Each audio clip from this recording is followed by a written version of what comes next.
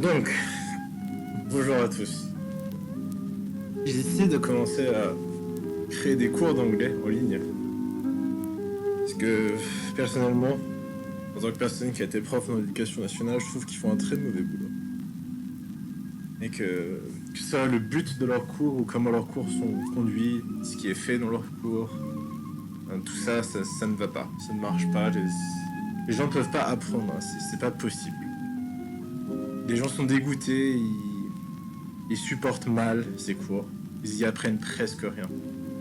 Donc j'ai décidé de créer cette petite lecture pour essayer de travailler sur ce que j'appelle un framework. Donc ce qui est un peu genre on va mettre un à peu près égal. C'est à peu près une structure pour apprendre l'anglais. Donc, tout d'abord, il y a des petites choses à dire. L'anglais est une langue qui a une longue évolution, tout comme le français ou les langues latines ou les langues germaniques. Mais l'anglais est un peu un passage des chemins entre le germanique d'un côté et puis le latin de l'autre. Parce que les premiers anglais étaient après les invasions romaines, les premiers britanniques, il y avait un mélange d'angles et puis de gens qui étaient des saxons, quoi. Donc il faut se souvenir que c'est un peu une fusion. Ensuite, avec l'invasion normande, par exemple, il y a beaucoup de Scandinaves francisés qui parlaient des variantes de français de langue d'oï qui sont venus en Angleterre. Donc il faut attendre tard pour... justement, le français et l'anglais, c'est vraiment la période moderne qu'on trouve des auteurs qui fixent, tu vois, qui fixent la langue. Donc, en France, il y a beaucoup de travail de l'Académie française, et au Royaume-Uni, il y a beaucoup de travail du dramaturge, écrivain, poète Shakespeare, qui fixe vraiment la langue, qui crée plein de néologismes, de choses intéressantes. Bon, là, on va pas voir tout ça dans ce cours, mais on va commencer à travailler sur le framework, donc la structure sous-jacente de comment apprendre une langue. Donc, malheureusement, je sais que ça plaît à pas beaucoup de gens, mais il faut commencer avec de la grammaire. La grammaire, la grammaire, c'est un peu la structure qui permet d'apprendre, qui explique le fonctionnement de la langue, comment les mots ils fonctionnent les uns avec les autres. Donc pour construire le framework, comme je vous ai dit, vous allez devoir manger de la grammaire et de la grammaire anglophone. Donc faut pas trop s'inquiéter, il y a plein de choses en français et en anglais qui sont en commun, mais il y a plein de choses qui en anglais sont très différentes. Et là je vais vous demander, je vais prendre un peu de temps avec vous pour vous expliquer un peu comment les phrases en anglais fonctionnent, comment les mots s'agencent, l'ordre des mots, ce genre de trucs. Et puis peut-être à la fin, peut-être dans un autre retour, on fera de la phonologie, on travaillera sur l'écriture de passages, ou la lecture, la phonologie, plein de choses. Donc d'abord, je voudrais vous expliquer, donc pour construire le framework, tu vois, la structure de la langue un peu, qui est quand même vachement importante. Je voudrais partir un peu des temps en anglais, des verbes en anglais. Parce que l'anglais est centré autour de ces verbes. C'est souvent les mots-clés dans la phrase, ceux que les gens ne comprennent pas par ailleurs. Donc il y a plein de choses sur je vais pas parler de conjugaison tout de suite, mais je vais parler de quelque chose qui s'appelle un auxiliaire.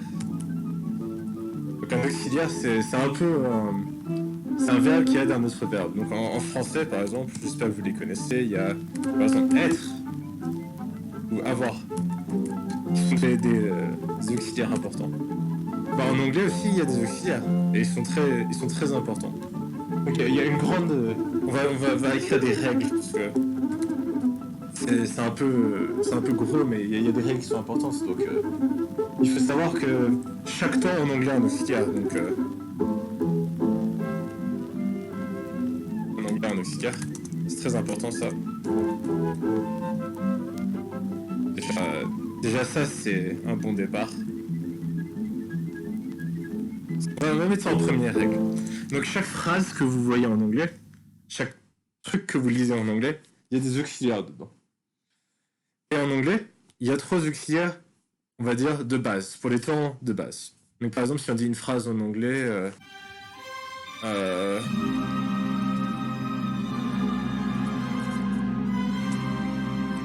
The cat is fat, par exemple. Le chat est gros. Donc, ici, l'auxiliaire, ce serait to be, is.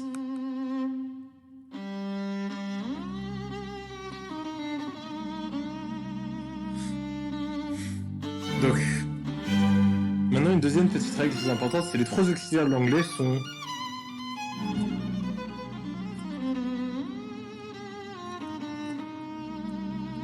Vas-y, je vous donne... si vous voulez, si vous êtes sur YouTube, vous pouvez poser la vidéo quelques secondes. Donc les trois auxiliaires de base sont... Ah oui, bien sûr, petite règle, peut-être règle 1B on va dire.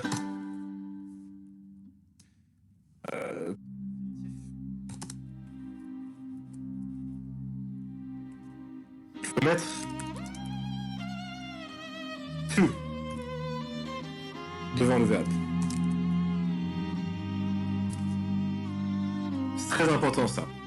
Parce que si tu mets pas to, ça complique les choses.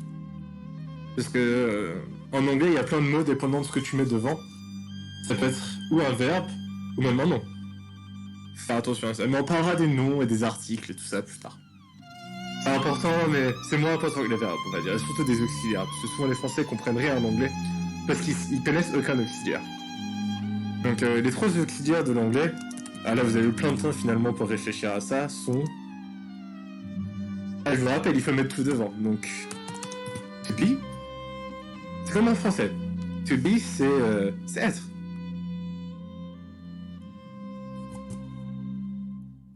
Mettre égal à être. Je veux dire, grossièrement, c'est pas un gros problème si c'est égal à être ou pas. Ensuite, le deuxième auxiliaire, pourquoi ce serait pas le même qu'en français? Comment est-ce qu'on dit? To be. Et l'autre c'est to have. Tout simple. Donc lui c'est égal à avoir. Mais finalement il y a quelque chose d'autre encore. Il y a un troisième auxiliaire en anglais. Bien sûr je vais détailler tout ça ensuite. Hein. On va faire des exemples, on va jouer avec. Vous allez essayer d'écrire un petit texte et tout. J'espère que vous m'enverrez des petits textes. Dans les commentaires par exemple, ou lors d'un prochain stream ou sur YouTube. Donc, les trois auxiliaires sont to be, to have et le troisième, to do. J'espère que vous avez une idée de ce que c'est to do ou pas du tout. C'est pas trop grave, parce que c'est le verbe faire. Il existe aussi en français et qui est aussi assez important. Mais en anglais, c'est un auxiliaire central. Il est très très important. Donc là, vous avez auxiliaires, vous savez pas trop quoi en faire avec, mais en gros, ces auxiliaires, ils vont décliner, enfin, ils vont s'accorder et ils vont créer des temps, plein de temps en anglais.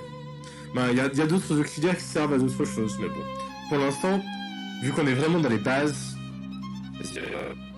règles. Parce qu'il y a plein d'autres règles. On va le faire être beau le titre. C'est important de mettre des beaux titres.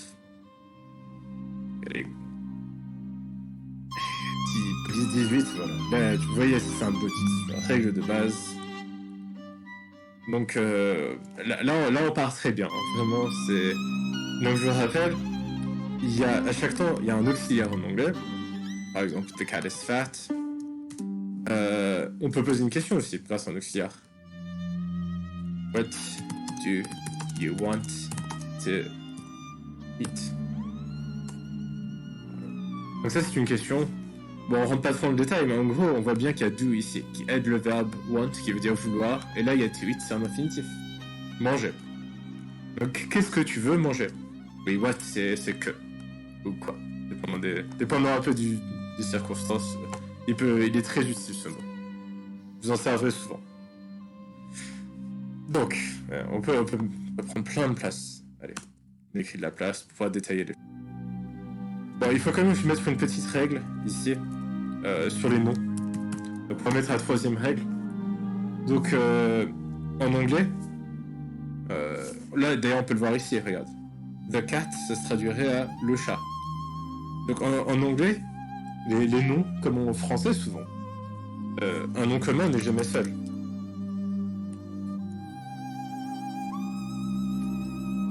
Ok. Il a besoin de quelque chose pour l'aider, pour lui donner sens. C'est un peu comme les verbes, ils ont besoin du tout. Bah, les noms, ils sont jamais seuls, ils ont besoin d'un article. Donc, ils prennent le mot a, qui n'est pas un verbe en anglais, c'est un article, qui grossièrement égale à un ou une. Donc, je vous expliquerai comment les choses s'accordent en anglais. Il y a des accords, il y a des verbes qui changent et tout. Il y a les noms, par exemple, prennent le S au pluriel. Par exemple, on peut dire cat. Ça, c'est les chats. Mais il n'y a pas de lait, par exemple. Lait n'existe pas en anglais. Il y a un S à chat, parce qu'ils sont pluriels. Donc, A, c'est à peu près égal à un ou une. Et il y a deux autres là-bas. Donc ça c'est, comme on vient de le dire, on va le mettre proprement. Donc, là, les, le, et puis les. Parce que là on peut voir que c'est au pluriel, the cat ça dérange pas. Juste là on parlera de l'usage de a, de the, de tout ça plus tard. Mais pour l'instant, on a juste à voir que ça précise que ce sont des chats en particulier. C'est pas les chats en général. Quand on dit a cat ou a table, on parle juste d'une table en général. Souvent. Si on veut préciser, on peut imaginer en pointe du doigt. The cat, c'est le chat, il a une valeur spécifique ce chat. Donc on a le, la, les, et puis finalement en anglais il y a un troisième type d'article. C'est un peu comme le do ici, c'est un peu le truc spécial avec l'anglais. On peut les mettre en gras. Donc c'est un peu le truc spécial avec l'anglais. Il y a aussi l'absence d'article. L'absence d'article qui est très importante en anglais. J'ai des nouveaux raccourcis et mon Word est en anglais, j'utilisais en français jusqu'à présent. Donc c'est un peu difficile pour moi. Donc celui-là, l'absence d'article, il a une valeur propre en anglais. Donc il représente quelque chose.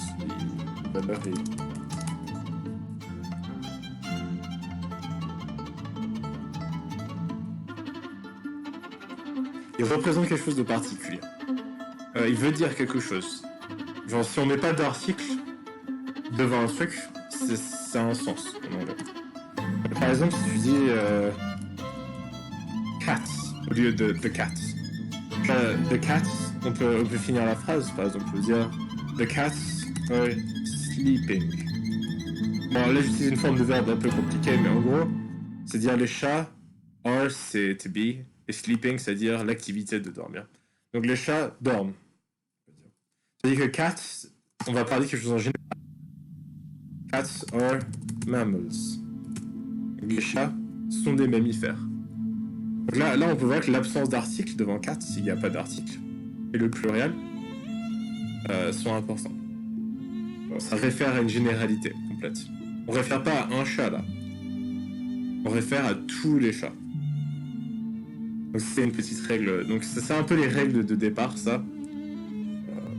On va détailler encore et toujours, hein, mais ça vous donne déjà une bonne base. Donc maintenant, une petite chose que je voudrais faire, au moins avant la fin de ce stream, serait de parler des temps de base de l'anglais. Donc les temps les plus simples. D'ailleurs, il y en a un qui s'appelle le présent simple, c'est tout bête. Donc, vas-y, on va mettre un petit paragraphe, donc on va mettre A. Mettre un peu plus.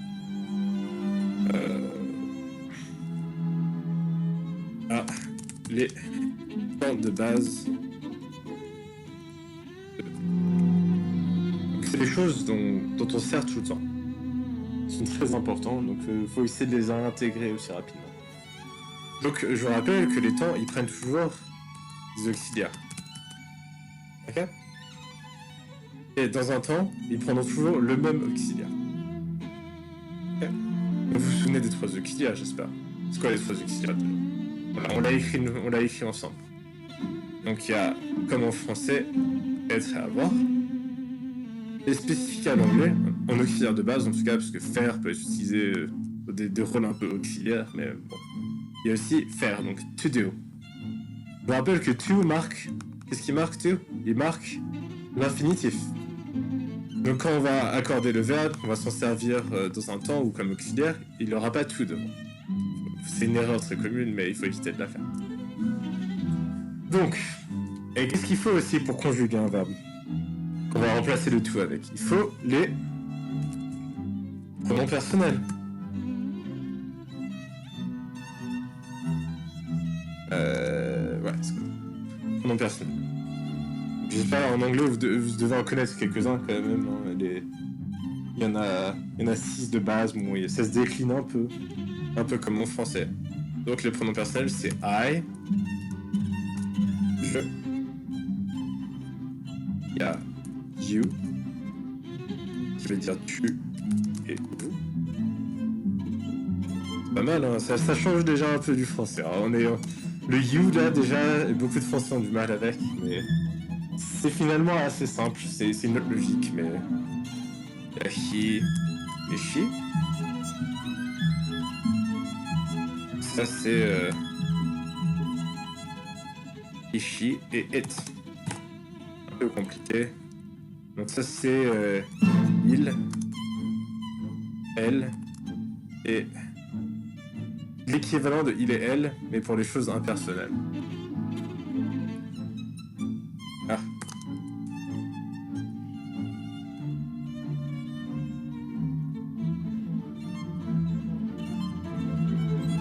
Donc imagine, tu sais pas si c'est il ou elle, ou même c'est un objet inanimé. Si on parle d'une table, on dira it si on veut référer à la table. Je vais finir les articles après, mais on va faire un petit exemple. Par exemple, the table. Je prends ce mot parce il se prononce pas comme table, c'est table en anglais. Le I, les voyelles en anglais se prononcent de manière un peu spéciale. C'est pas très important là pour l'instant, vous voyez, on fait de l'écrit, on met les choses à plat. Donc, the table is tall. Donc la table est haute. Si on veut dire autre chose, on peut dire it is wooden. Elle est faite de bois. Wood, c'est bois. Et wooden, c'est un décliné. C'est un décliné un peu comme en allemand, tu mets des N après les mots. Bon, pas exactement pareil, mais voilà. The table it is wooden. Donc le it là, c'est quelque chose qui en français n'existe pas, mais en anglais existe. Je veux le highlight encore, c'est pas une mauvaise idée de faire ça à chaque fois. Donc on peut même... Non, vas-y, c'est bien d'avoir un petit paragraphe où il y a tous les articles, ça vous permet de les retrouver rapidement. Donc là, maintenant, it. Qu'est-ce qu'il y a là? Là, on a I, you, he, she, it. Maintenant, il y a les pronoms au pluriel. Donc ça commence avec oui, qui a le rôle de nous. Et en anglais, il a aussi le rôle de on, qui au français va avec il et elle. Oui, l'on peut, par exemple, c'est yes, we can. Je vais l'écrire. C'est un slogan de Mava.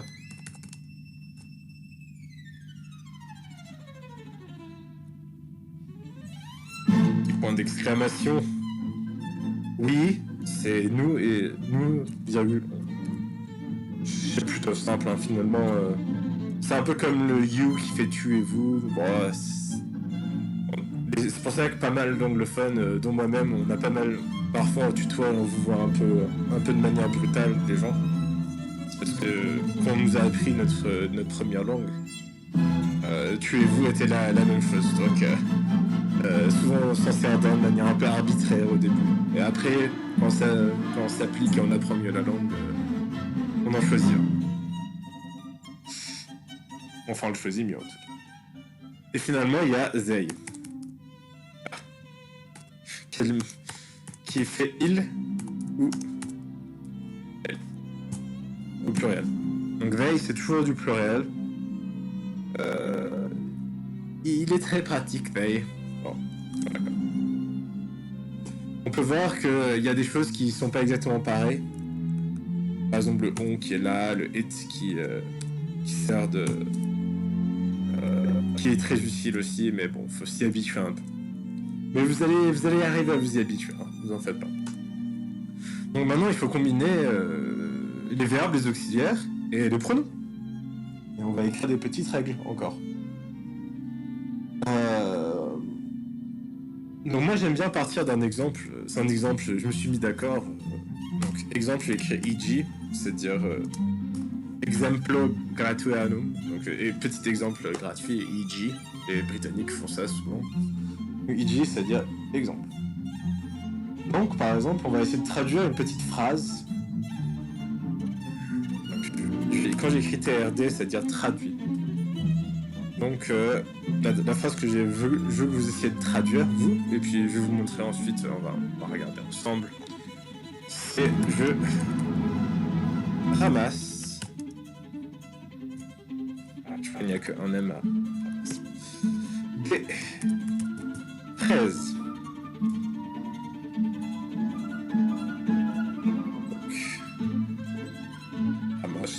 C'est le verbe pick a d'autres sens, mais là, te pick, ça veut dire ramasser. On parle de fraise en tout cas. Même on peut être plus précis encore, mais bon, je vais pas aller trop dans les détails. Fraise, c'est un magnifique mot. Fraise, c'est strawberry.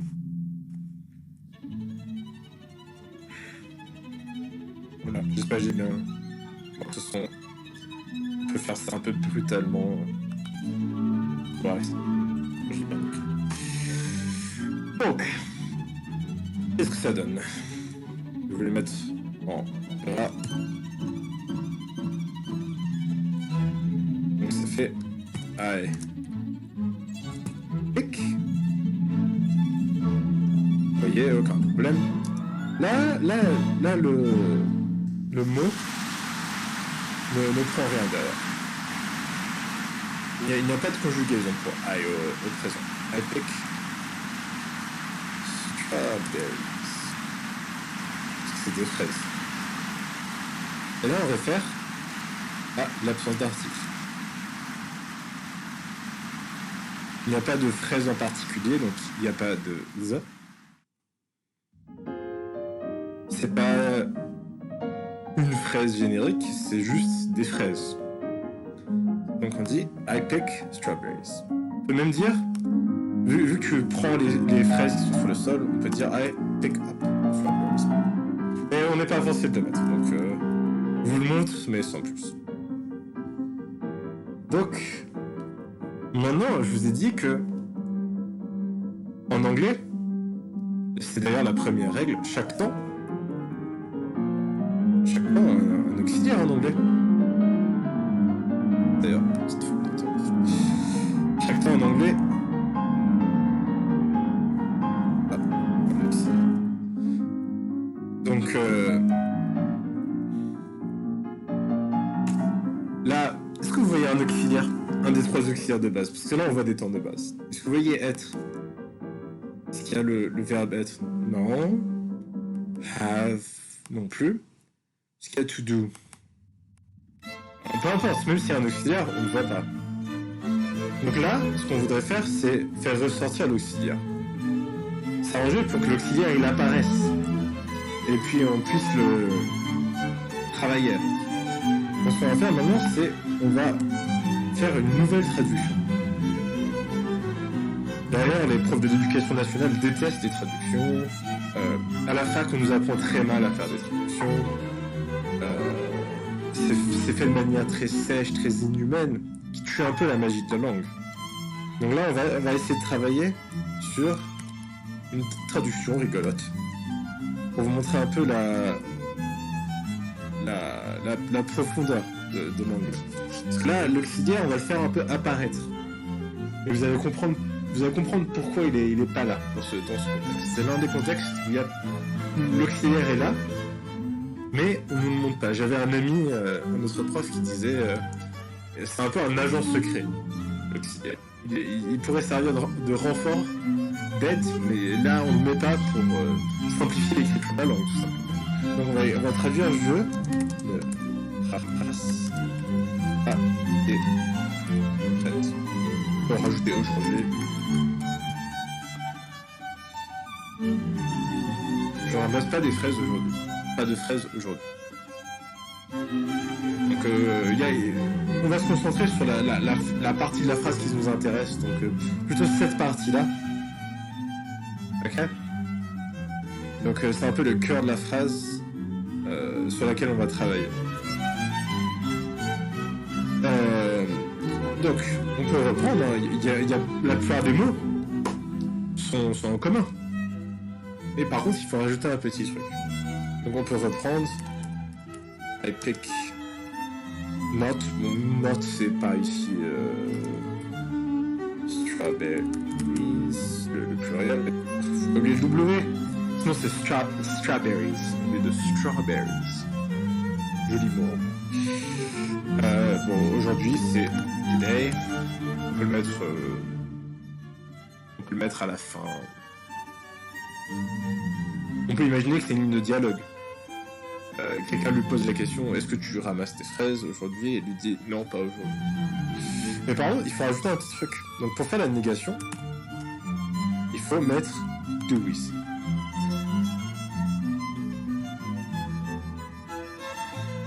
On va le souligner aussi. Et même, on va nous rajouter le petit not ici. I do not pick strawberries today. Je ne ramasse pas des fraises aujourd'hui.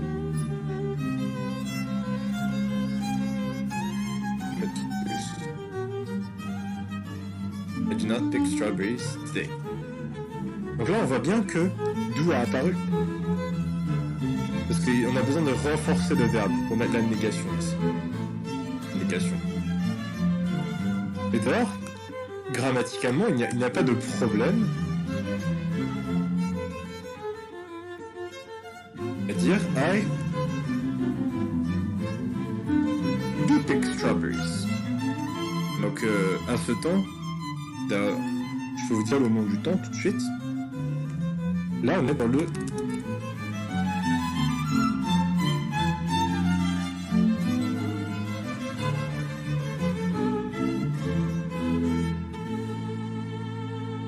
la plupart des gens l'appellent le présent simple. Present simple. Qui fait partie du present tense. Donc le temps présent.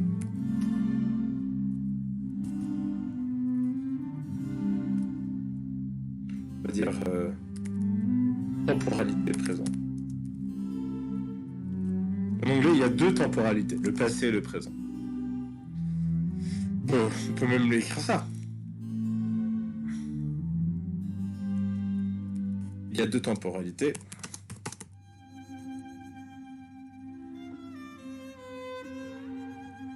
Présent. Il n'y a pas de mode non plus.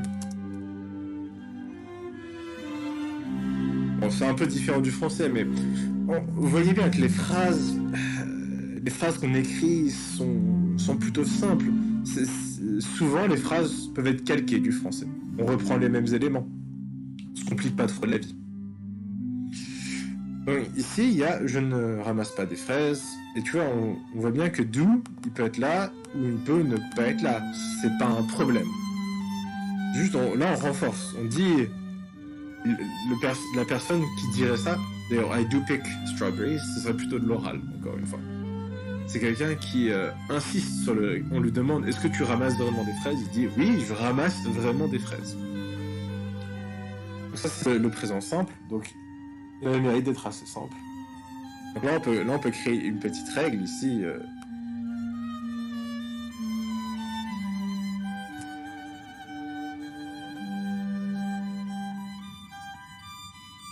Ah, d'ailleurs, il y a trop de... On va mettre que des trucs importants en gras, parce que sinon après on se noie un peu.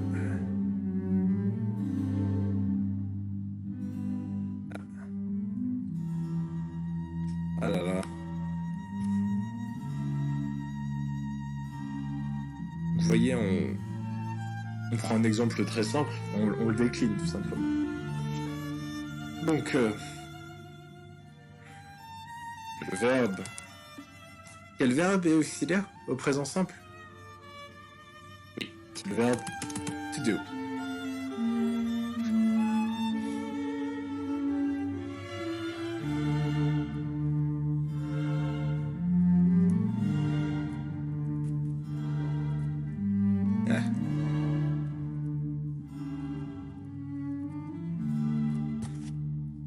Ok. Et qu'est-ce qui s'écrit toujours? On peut dire généralement, il ne s'écrit que lors des... On a vu un exemple de négation et des interrogations. Un exemple simple, c'est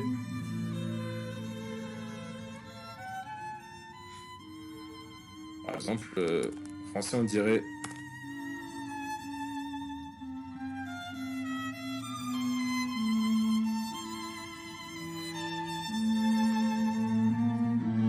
est-ce que je fais ce travail aujourd'hui? C'est simple, hein. D'ailleurs, je mets aujourd'hui parce que là on travaille sur le présent, l'espace-temps présent. Donc, en mettant aujourd'hui, on clarifie, on met les choses à plat, quoi. Donc en anglais, comment est-ce qu'on écrirait ça?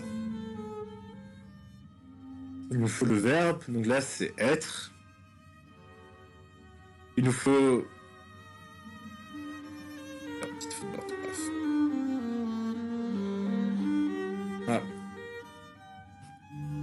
Ah oui, oui, non il n'y a pas de faute. Ah là là. Donc on peut dire... Quand l'auxiliaire vient devant le verbe. Do. Donc il y a tu, je le rappelle. You. Do you work? Travaille aujourd'hui. Do you work today? Simple. On a fait travailler, on a fait sortir le do pour faire la question. Et là, il lui répondrait. On peut dire I. Yes. I work this afternoon. Par exemple, yes, I work this afternoon, ce qui est dire oui, je travaille cet après-midi.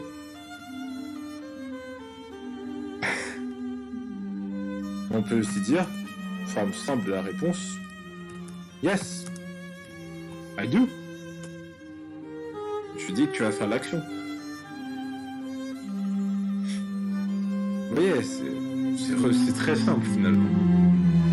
Bon, après, il faudra construire ce qu'on appelle... Parce que là, regardez, je vous rappelle le but de ce cours. Là, on est en train de build une structure de langue. Avec des auxiliaires, des verbes, des petits pronoms. Mais après, je vous rappelle, après, il faut construire la force générale. Ce que j'appelle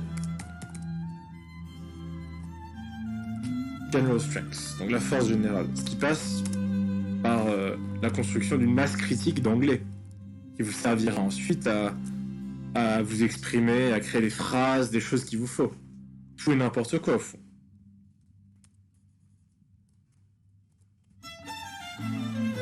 Mais là, pour l'instant, on est encore dans cette première phase.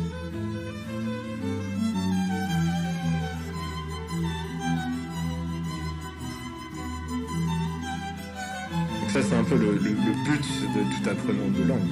C'est d'abord, on apprend les structures, les choses qui manquent. Ensuite, voilà. Il ne faut pas trop vous inquiéter. Il y a plein de choses que vous ne comprenez pas pleinement. Mais vous allez y arriver. Vous allez y arriver. Et ça passera par pas mal de travail, mais... interrogation. Voilà. Ah, de R. Oh là là.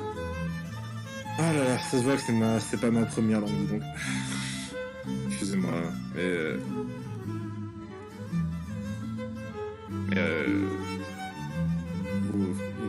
Vous traumatisez pas à cause des petites fautes d'orthographe. Ce qui compte beaucoup quand on apprend une langue, surtout au début, c'est la quantité de ce qu'on fait, et pas forcément la qualité. Alors, Napoléon, peut-être quelqu'un même avant lui, il a dit la quantité a une qualité en elle-même, et il avait bien raison. Donc maintenant, il y a des petites règles de conjugaison qu'il faut voir. Hein. Même une règle générale. Donc, avoir le temps présent, finalement. On va remonter un peu. C'est pas grave, c'est pas grave. Il faut prendre son temps dans ce genre. On va dire... c'est aussi une règle... la règle 4. La règle de présent. Donc, c'est quelque chose qu'on voit en anglais et qu'on entend en anglais, contrairement au français. C'est à voir avec la conjugaison présent. Peut-être vous le savez déjà, mais c'est une petite règle importante. C'est... Voilà, on a même écrit règle de conjugaison.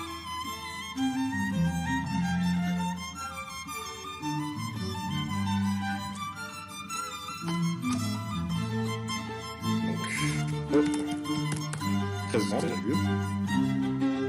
Troisième.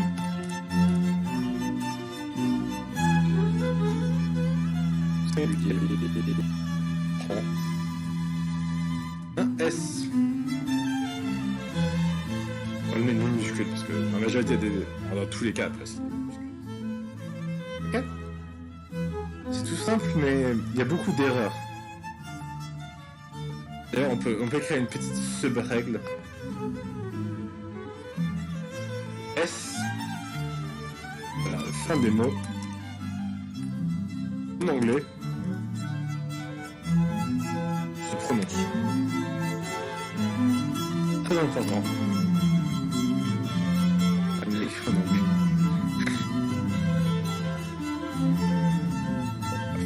Se prononce. Donc on l'entend. Par exemple,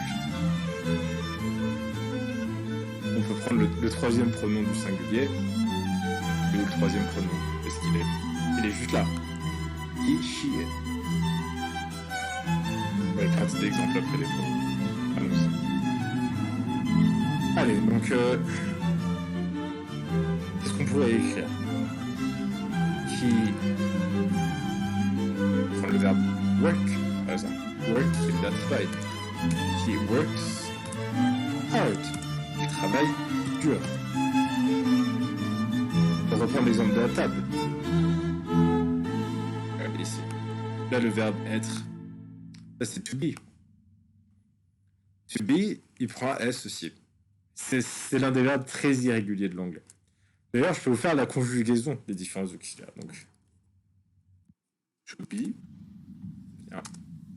I am, he is, he, she, it, voilà quoi. On va peut-être mettre you d'abord.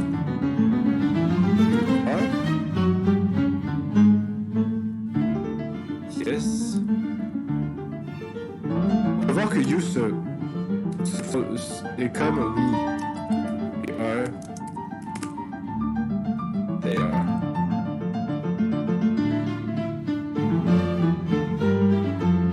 Et donc ça fait I am, you are, he is, we are, they are. Donc il y a pas si fort. Parce que dû au fusionnement de you, on n'a que 5. Et tu et vous qui font un seul truc. Donc par exemple, on peut regarder les autres auxiliaires. Donc il y a to, have et to, do. Donc eux aussi ils sont irréguliers, mais donc en général ils font I have, you have. En anglais, souvent la plupart des formes sont les mêmes. Et on rajoute juste un S. Là, dans ce cas-là, on simplifie un peu le mot. He has. Ça, c'est très important. Beaucoup de gens font cette erreur. Ça fait saigner les yeux des anglophones. C'est comme he is. Parce que I am, par exemple, c'est très irrégulier, mais dans la majorité du temps, on parle pas de soi-même. Et les trois autres, c'est la même forme. Donc ensuite, ça fait we have, they have. Et to do, c'est I do, you do. Oui, la conjugaison anglaise, comparée à la conjugaison française, c'est d'une simplicité affligeante. Après, il y a des petites irrégularités, mais chaque verbe irrégulier français a plus de formes au présent que dans tout l'anglais. Là, vous voyez, am a 3 formes. Je vous rappelle, dans le présent français, il en a 6 différentes. Hein. Il y a 6 différentes variantes. Rien que, en fait, to be, qui est l'un des verbes les plus irréguliers de l'anglais, en tout a moins de formes que be, que être au présent en français. De formes différentes. Donc vraiment, en plus, ça c'est des verbes, vous allez les voir tout le temps. Tout le temps, vous allez les rencontrer. Donc vous allez vous y habituer. Par contre, il faut faire gaffe à, vas-y, gras direct, he does. Donc là, pour la phonologie de l'anglais, il faut rajouter un E devant le S. Il y a pas mal de cas, pas mal de verbes qui sont comme ça. Bon, c'est légèrement irrégulier, mais pour une raison de prononciation, il faut le mettre. Sinon, l'anglais, sinon c'est beaucoup plus difficile.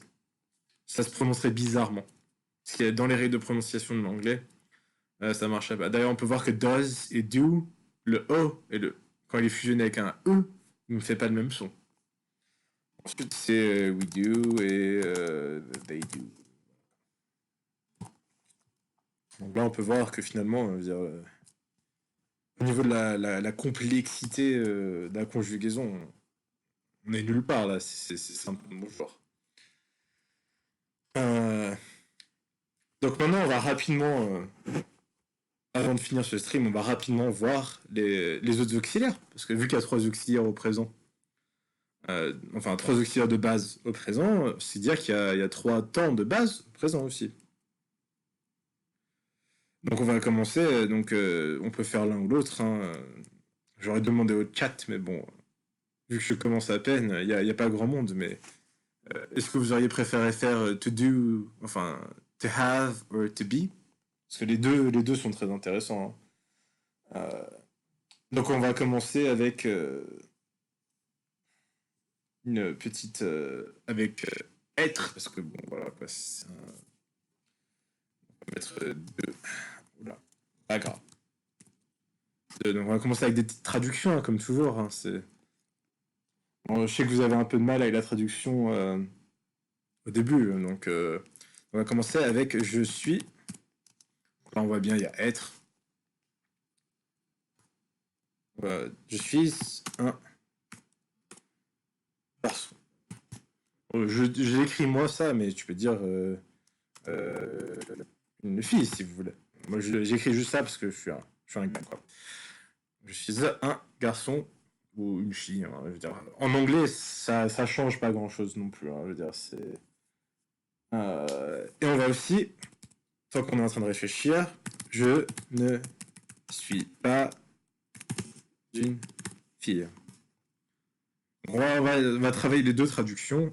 Voilà, là, avec les éléments qu'on a écrits plus tôt, si vous avez pris des notes, si vous avez suivi, je vous rappelle que to be, il est là. Hein, je veux dire, c'est pas sorcier. Hein, je veux dire. Après, on va écrire les petites règles de ce 2.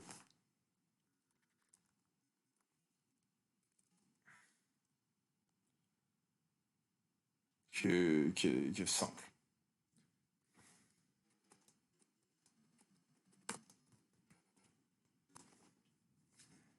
Allez, je crois que vous avez eu assez de temps. Vous l'avez peut-être au moins dit. Je veux dire, je sais pas trop. Donc on va dire I am a boy. Et là, on va voir la spécificité d'être qui fait I am not a girl. Oh là là. Donc, si vous êtes de la gente féminine, vous pouvez écrire l'inverse. Vous pouvez écrire ce que vous voulez. Au fond, ce sont des exemples théoriques. Je veux dire. Donc là, on peut voir quelques petites règles par rapport à Bi.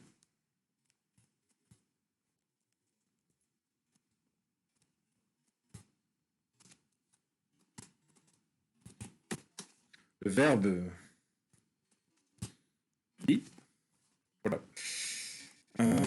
Bon, moi, j'écris des choses, mais c'est pour vous aider, vous. Hein, je veux dire. Je vous recommande d'écrire les choses qui vous permettront de vous souvenir de ça. Et de toute manière, je mettrai ça sur un Google Doc que vous pourrez visiter.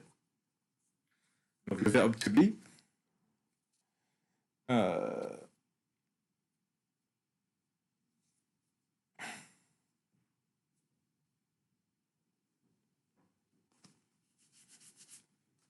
Le verbe to be.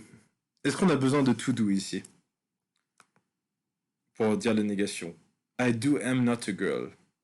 C'est un peu grossier, quoi. Donc on va juste dire le verbe to be et son propre auxiliaire. Oh, très simple. Voilà.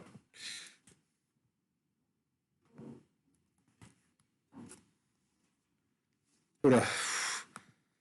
Oh là là, le possessif. Et son propre auxiliaire au présent simple. Tout simple. C'est littéralement tout simple. Mais c'est pas fini, puisque be, tu peux faire des choses avec. Tu peux le combiner avec des verbes. Et ça s'appelle. On va rajouter un peu au titre. Hein, j'aime bien revenir sur les choses. Parce que y a tellement de choses à dire quand tu construis la base que il faut constamment être en train d'ajouter des choses nouvelles. Donc be au présent simple et.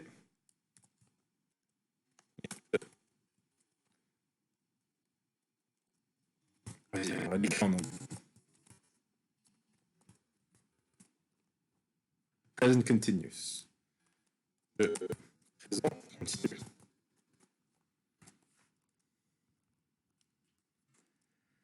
Donc maintenant, qu'est-ce qu'on fait si on se sert de be comme auxiliaire avec un autre verbe? On peut reprendre notre exemple d'avant. On peut reprendre notre petit exemple de je ramasse des fraises. Mais au lieu de mettre be, do comme auxiliaire, on va mettre be comme auxiliaire.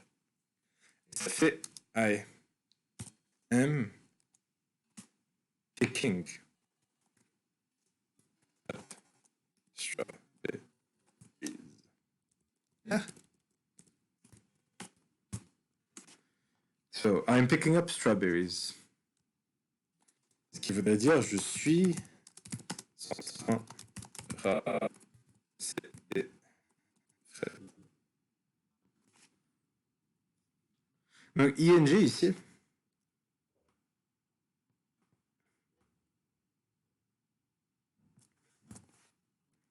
ing,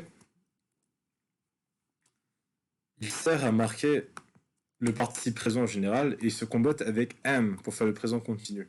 Parce qu'il y a une continuité de l'action. On regarde ce que la personne est en train de faire pendant que l'action est en cours et on regarde l'action qui est en cours. C'est ça qui nous intéresse ici quand tu utilises I am picking up strawberries. Donc pour les actions continues ou en cours dans le présent, on utilise le présent continu. Et to be aide le verbe à créer cette forme. Donc on peut écrire une petite règle ici en fait. Ah.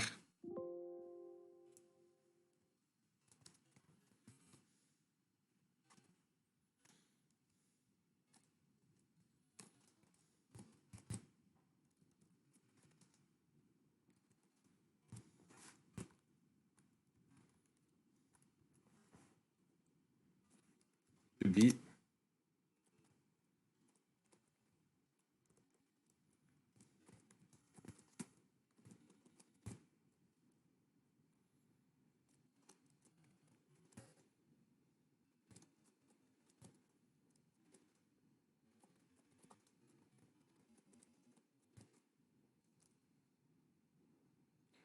présent continu avec un verbe qui a la terminaison en ing. Ce qui fait, souvent on écrit be plus ing. Par exemple, si on veut dire je suis en train de travailler,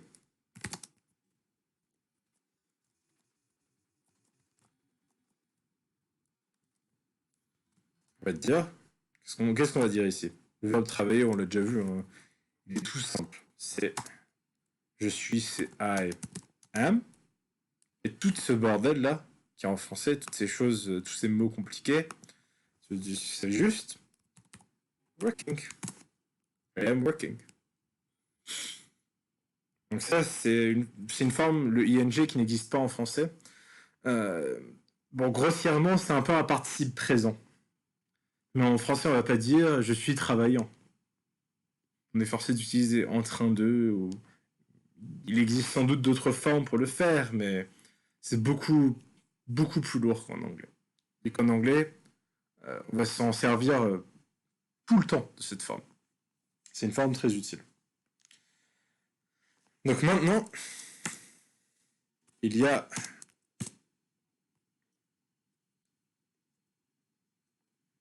notre troisième auxiliaire. Have.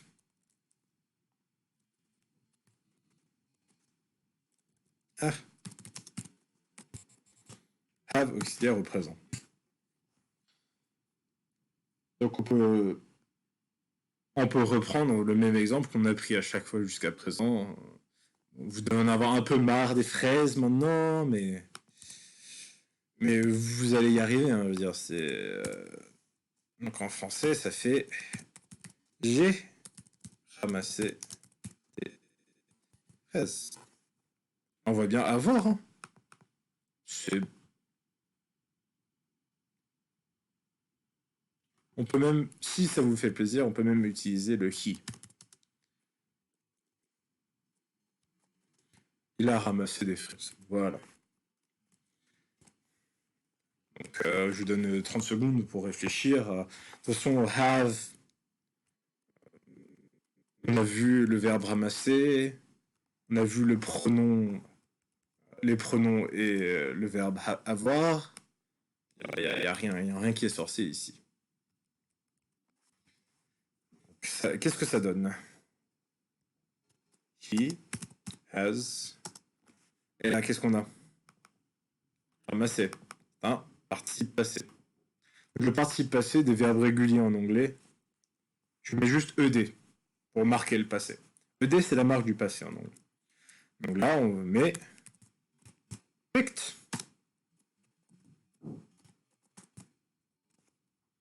He has picked strawberries.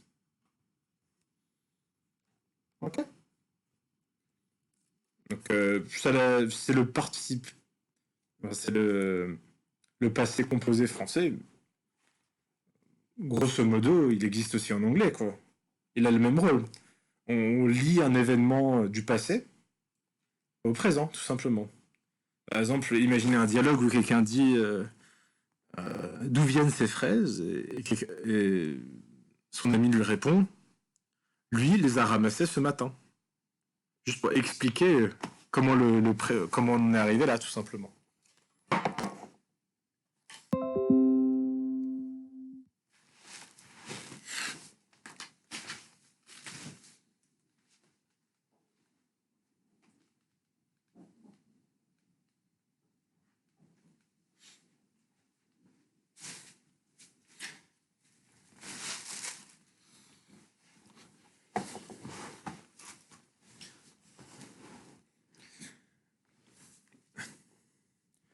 Donc, oula.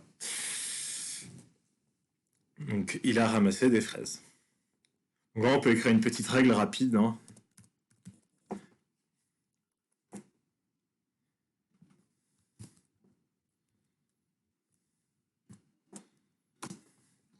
Vous vous stressez pas trop pour les petites...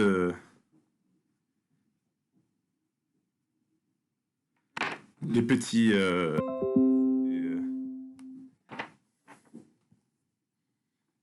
faut pas être trop stressé avec tout ça. Le but, c'est que vous compreniez le fonctionnement de base des choses. C'est pas d'avoir une compréhension trop profonde à ce stade.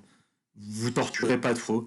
Je vous conseillerais à la fin après ce cours d'écrire un petit texte, pas très long, où vous essayez juste de créer des petites phrases sur des objets du quotidien ou des choses qui vous intéressent, en essayant d'utiliser ces verbes, les trois auxiliaires. Puis si vous faites du lexique, si vous avez un dictionnaire ou même la puissance de l'internet, vous pouvez trouver tous les mots que vous voulez. Et juste essayer de les mettre dans des phrases, mais créer les phrases vous-même. c'est de faire du petit anglais. Vaut mieux écrire dans un anglais simple que vous comprenez que de voler l'anglais de quelqu'un d'autre ou une langue de quelqu'un d'autre que vous comprenez pas. Parce que faut que vous compreniez que pour créer la force générale, General Strength, à partir de vos bases, de vos structures, il faut que dans votre tête, vous créiez un espace mental anglais. C'est extrêmement important. Donc, juste, on va finir ce cours rapidement. Euh, donc, euh, donc, la petite règle du, euh, du have plus participe passé. Donc, on appelle ça, c'est comme ici, regardez, il y a ing, be plus ing. Donc, on dit have plus en. Donc, avoir plus participe passé. Donc ça c'est le nom qu'on donne au truc pour simplifier les choses. Donc c'est pour ce temps, il s'appelle le present perfect.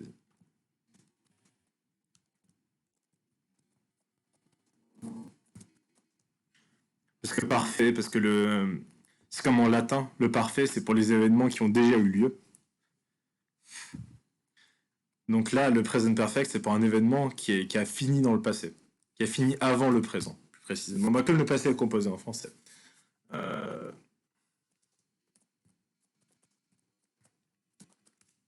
Présent parfait donc. Et petite règle, donc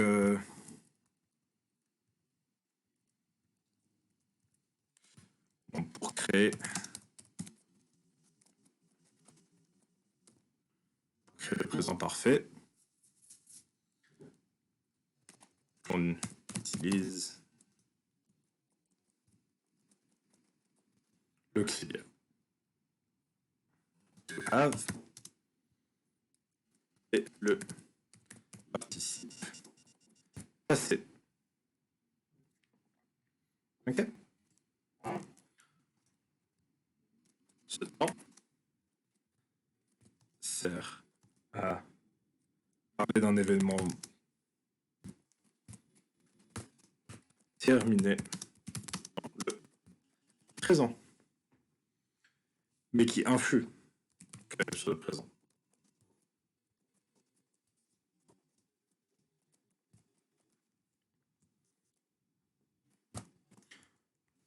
Ok. Donc maintenant, je vais vous écrire trois petites phrases. Et on va faire un petit exercice ensemble. Je voudrais que vous fassiez vous, en tout cas, pour vous aider si vous voulez essayer d'apprendre ce genre de choses. Et je vais vous écrire des petites phrases, donc des exemples qu'on a vus, et je vais vous essayer de les placer sur un axe du temps. Je vais vous expliquer quoi faire. Donc les exemples, c'est ça. I have eaten my breakfast. Je vais essayer de traduire ça aussi. Bon, il y aura des petits mots qui vous manqueront, mais je fais confiance, vous pouvez trouver. Si vous regardez ça, ça veut dire que vous êtes sur Internet. Et si vous êtes sur Internet, c'est la puissance de Google avec vous. Je suis pas trop inquiet. Deuxième exemple, c'est I am working on my English. Et le dernier, c'est I pick up my bag. Donc, je voudrais que vous essayiez de les traduire d'abord. Et ensuite, ce qu'on va faire, c'est brasser une petite forme. Vous allez voir les petites formes, c'est beau. On va prendre un axe, comme ça. On va dire que c'est l'axe du temps. Donc là, à l'arrière, on a le passé, là, on a le futur. Et là, on a... Bam. Et ça, on va dire que c'est maintenant. En anglais, now. Maintenant. Donc là, je veux que vous essayiez de me dire. Je vais vous mettre des petits traits possibles. On va mettre un petit trait derrière. On va mettre un trait comme ça. Et vous avez un trait là. Je vais vous arriver à me placer 1, 2 et 3 au bon endroit. Quand est-ce que se passent les phrases par rapport au présent, à maintenant?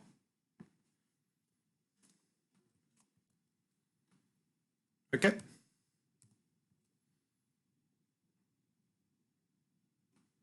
Ah,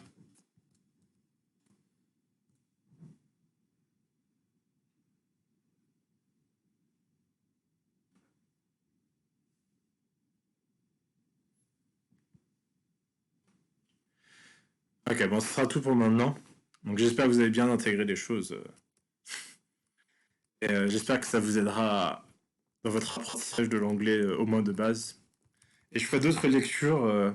Donc en prochain, on fera un peu de l'espace-temps, le- l'espace-temps passé. Au moins le passé avec les trois auxiliaires de base.